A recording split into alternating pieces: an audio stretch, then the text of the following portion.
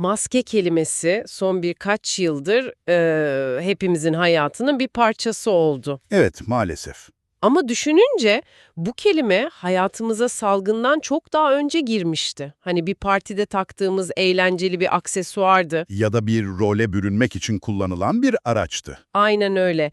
Fakat bize gönderdiğiniz kaynakları inceleyince anladım ki bu basit nesnenin hikayesi insanlığın en temel korkularıyla, arzularıyla, kendini ifade etme biçimleriyle tamamen iç içe geçmiş. Hı hı. Bu sadece bir nesne değil, adeta binlerce yıllık bir insanlık günlüğü gibi. Bu sohbetteki amacımız da bu. Maskenin kökenine inerek sadece yüzümüze taktıklarımızı değil, Asıl önemlisi görünmez olanları. evet, asıl önemlisi günlük hayatta ruhumuza giydirdiğimiz o görünmez maskelerin de şifrelerini çözmek. Bu gerçekten de insanlık tarihinin en büyüleyici konularından biri. Çünkü gönderdiğiniz metinler de şunu gösteriyor. Maske, estetik bir hevesten ya da basit bir gizlenme arzusundan doğmuyor. Hayır, Aslında her şey insanın evreni anlama ve o evren içinde hayatta kalma mücadelesiyle başlıyor. Maske, bu mücadelenin en somut sembollerinden biri. bir paradoks gibi aslında. Tam olarak bir paradoks. Bir yandan bizi görünmez kılıyor, diğer yandan bize hiç olmadığımız kadar büyük bir güç ve kimlik kazandırabiliyor. Şimdi bu paradoksun katmanlarını tek tek aralayacağız. O zaman en başa gidelim, binlerce yıl öncesine. Bu kaynaklarda ilk maskelerin av ve doğurganlık ritüellerinde kullanıldığı anlatılıyor. Evet. O dönemdeki insanı hayal etmeye çalışıyorum. Gök gürültüsünü, hastalığı, ölümü anlamlandıramayan, doğa karşısında kendini çaresiz hisseden biri. Bu ilk maskeler bu çaresizliğe bir cevap mıydı? Yani bu bir tür kontrol arayışı mıydı? Kesinlikle bir kontrol arayışıydı. Ama aynı zamanda bir iletişim kurma çabasıydı. Düşünün ki etrafınızdaki her şeyin bir ruhu var. Rüzgarın, nehrin, ormandaki hayvanların, Ataların ruhları. atalarınızın ruhları hala aranızda dolaşıyor. Ama onları göremiyorsunuz, onlarla konuşamıyorsunuz. İşte maske, bu görünmez dünyayla görünen dünya arasında bir köprü, bir arayüz görevi gördü. Anladım. O ruha, o güce somut bir yüz verdiğinizde artık onunla pazarlık edebilir, ondan bir şeyler isteyebilir, hatta onu taklit ederek gücünü kendinize çağırabilirsiniz. Bu çok ilginç bir nokta. Yani maskeyi takan kişi sadece bir rol yapmıyor. Hayır hayır. Kelimenin tam anlamıyla dönüşüm geçiriyor. Kaynakta geçen bir ifade çok çarpıcı. Maskeyi takan şaman artık köyün tanıdığı o kişi değildir. O artık başka bir şeydir. O artık değil, kartalın ruhu bir nehrin tanrısı ya da ölmüş büyük bir savaşçının ta kendisidir. Bu dönüşüm anının topluluk üzerindeki etkisini hayal edebiliyorum.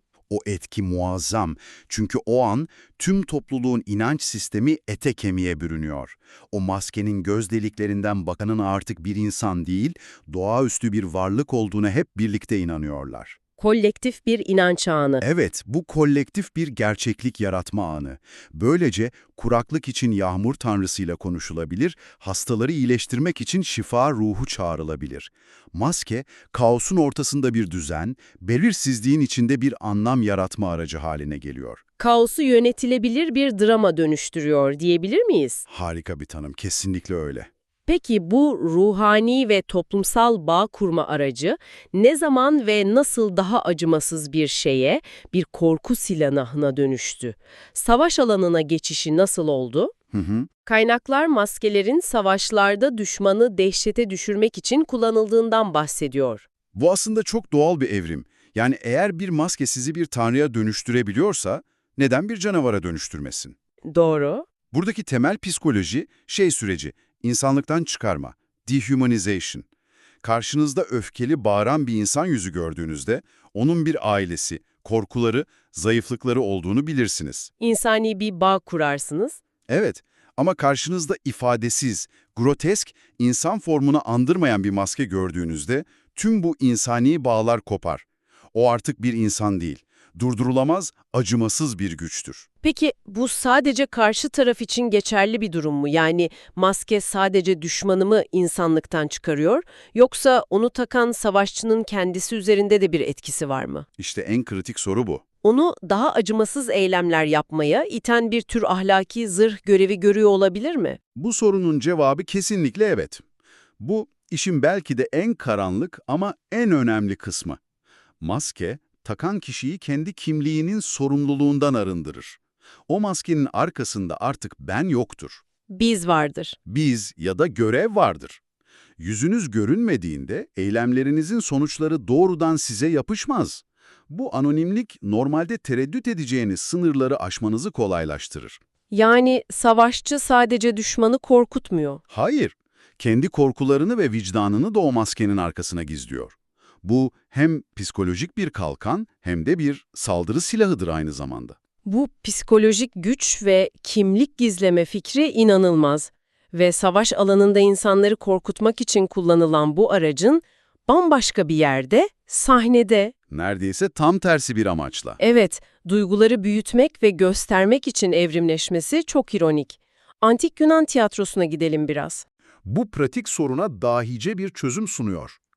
Abartılı bir şekilde oyulmuş gülen bir maske anında komediyi, acı içinde kıvranan bir maske ise trajediyi binlerce kişiye aynı anda tek ve güçlü bir görselle iletiyordu. Duyguyu evrensel bir Simgeye dönüştürüyor. Aynen öyle. Duygu kişisel olmaktan çıkıp evrenselleşiyor. Yani pratik bir ihtiyaçtan doğuyor ama aslında felsefi bir devrim yaratıyor. Kaynaklarda persona kelimesinin kökeninin aktörlerin seslerini duyurmak için kullandıkları bu maskelerden geldiği belirtiliyor. Bugün kullandığımız personel, kişilik gibi kelimeler de buradan geliyor. Yani maske, rol yapma fikrinin de temellerini atmış oluyor. Kesinlikle. Artık sahnedeki kişi kendisi değil, bir karakter. Bu ayrım o dönem için ne kadar devrimci bir fikirdi? Muazzam derecede devrimciydi. Çünkü o ana kadar kimlik büyük ölçüde size verilmiş sabit bir şeydi. Bir ailenin oğlusunuz, bir kabilenin üyesisiniz, bir zanaatkarsınız. Değişmez bir şey. Evet, tiyatro maskesi kimliğin giyilip çıkarılabilen bir katman olabileceği fikrini popülerleştirdi. Oyuncu, maskeyi taktığı an kendi benliğini askıya alıp bir kralın, bir kölenin ya da bir tanrının kimliğine bürünebiliyordu. Ben dediğimiz şeyin ne kadar esnek olabileceğini gösteriyor. Tam olarak bu.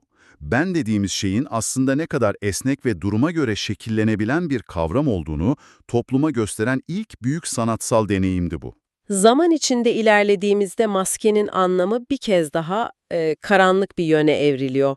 Orta Çağ ve o hepimizin bildiği karga burunlu veba doktoru maskeleri. Evet, o ikonik görüntü. Ama topluma verdiği mesaj çok daha farklıydı sanırım. Çok farklıydı, ölümün habercisi gibiydiler. Kesinlikle. O kuş benzeri tuhaf görünüm onları insanüstü ya da insan dışı bir varlığa dönüştürüyordu. Ama bu maskelerin getirdiği en önemli kavram daha önce savaşçılarda konuştuğumuz anonimlikti. Yine anonimlik. Evet, o maskenin ardındaki kişinin kim olduğunu, genç mi, yaşlı mı, merhametli mi, katı mı olduğunu bilemezdiniz. O sadece bir figürdü. Vebanın doktoru.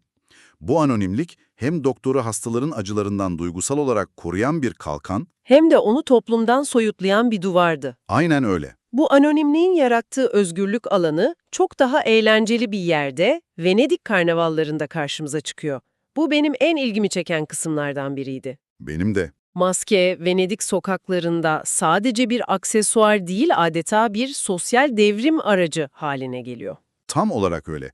Venedik, katı hiyerarşik kuralların, sosyal sınıfların ve bitmek bilmeyen dedikoduların hüküm sürdüğü bir toplumdu. Çok baskıcı bir ortam. Evet. Karnaval boyunca takılan maske bu kuralları dinamitliyordu. Maskenin arkasında bir dük ile bir hizmetçi, Bir rahibeyle bir asker. yan yana gelebilir, flört edebilir, komplo kurabilirdi.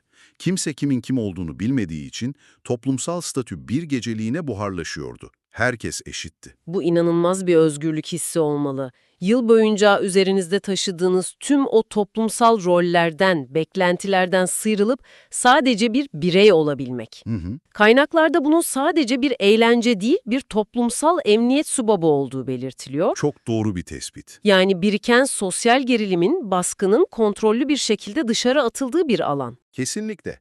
Maske, o birkaç hafta boyunca insanlara normalde asla yapamayacakları şeyleri, söyleyemeyecekleri şeyleri söyleme izni veriyordu.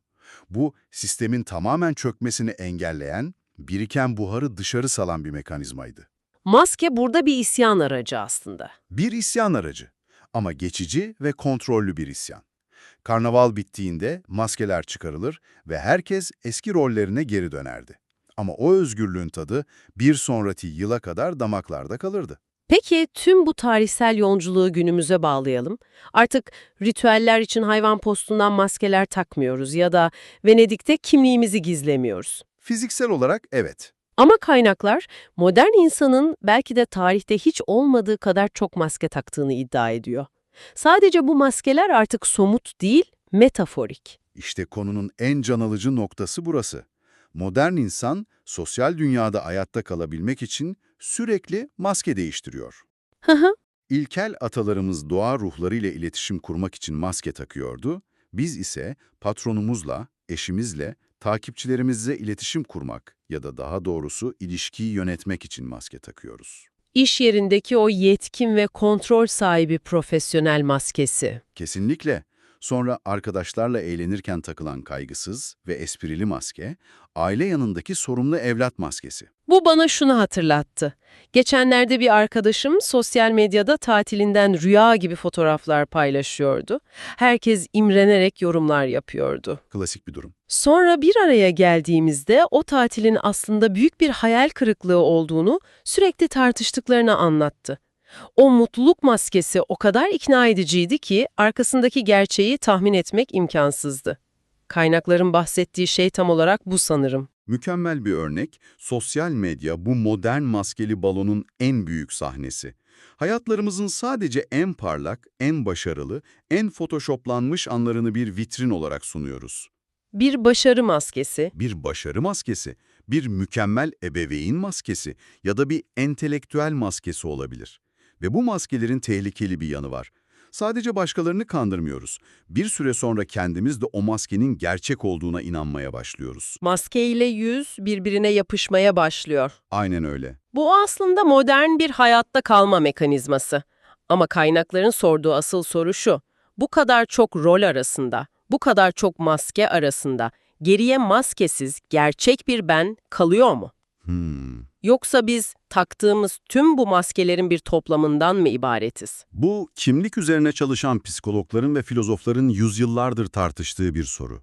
Bazılarına göre evet, tüm bu maskelerin altında saf, otantik bir öz var. Hı hı. Diğerlerine göre ise böyle bir öz yok. Biz farklı durumlarda taktığımız farklı maskelerin toplamıyız. Gerçek sen diye bir şey yok, sadece duruma en uygun olan sen var. Kaynaklarda bu ikilimi açık bırakıyor aslında. Evet ve bu durumun hem bir lütuf hem de bir lanet olabileceğini ima ediyorlar. Nasıl yani? Lütuf, çünkü farklı kimliklere bürünebilme yeteneği, sosyal olarak uyum sağlamamızı ve hayatta kalmamızı sağlar. Bizi kırılganlıktan korur. Anladım. Peki lanet kısmı? Lanet, çünkü sürekli rol yapmak yorucudur ve bizi kendimize yabancılaştırabilir. Tüm bu rollerden hangisi benim sorusu, modern insanın en büyük anksiyetelerinden birine dönüşebilir. Maske bizi koruyan bir zırhken, Aynı zamanda bizi hapseden bir kafes haline gelebilir. bu kaynaklar ışığında anlıyoruz ki maske, insanın kendisiyle, toplumla ve bilinmeyenle kurduğu en eski ve en karmaşık ilişkilerden biri. Kesinlikle. Sessiz bir hikaye. Kesinlikle. Bu analiz, maskenin sadece yüzümüzü örten bir nesne olmadığını, aynı zamanda kimliğimizi inşa eden dinamik bir parça olduğunu gösteriyor. Binlerce yıldır hem saklanmak için sığındığımız bir gölge, Hem de kendimizi ifade ettiğimiz bir sahne. hem de kendimizi en cüretkar şekilde ifade etmek için kullandığımız bir sahne ışığı. Kaynaklar bizi üzerinde düşünmeye davet eden son bir soruyla bu yolculuğu tamamlıyor. Ve biz de bu soruyu size bırakıyoruz. Maskelerimiz olmasaydı, gerçekten kendimiz olabilir miydik? Yoksa kendimiz dediğimiz şey zaten en ustaca taktığımız maskeden mi ibaret?